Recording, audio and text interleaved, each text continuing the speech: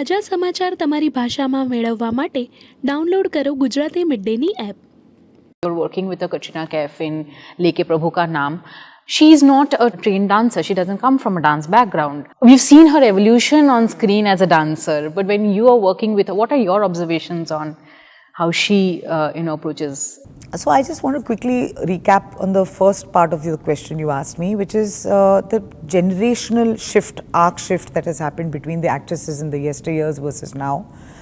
I see a lot of those actresses also, they trained in the form that was exposed to them in their generation. So if they came from, say, Chennai, there's a heavy influence of Bharatnatyam, Kuchipudi, all those classical art forms, and whatever's available, whatever resources, whatever art form is available to them at that particular moment and that region. Whether it's from Bengal cinema, if you see those beautiful Uday Shankar ballet forms, art forms. So you saw that delicateness of how they used to kind of also articulate their forms. Now coming back to a shift in the story of this country itself, if you see how modernization influx in the 90s, how the influence of globalization kind of came into it, that influence brought in a lot of exposure of the West to our country as well, and a healthy exchange of both the Indian and Western culture. It also brought in an open spectrum for artists from all walks of life. So when Katrina left the country where she came from and wanted to pursue a dream and harbor a dream of becoming an actress here, you can only imagine what she may have had to go through in her journey, because she was not born here. She was not exposed to Hindi.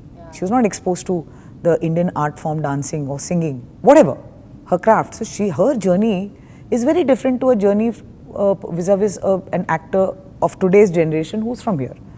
So you must give credit to her and her alone to have recognized that, to have understood her shortcomings, to have understood and overcome her lack of knowledge on maybe cinema, the language barrier, the craft, the cinema, the films, and to make that her own and to embrace the culture so beautifully today.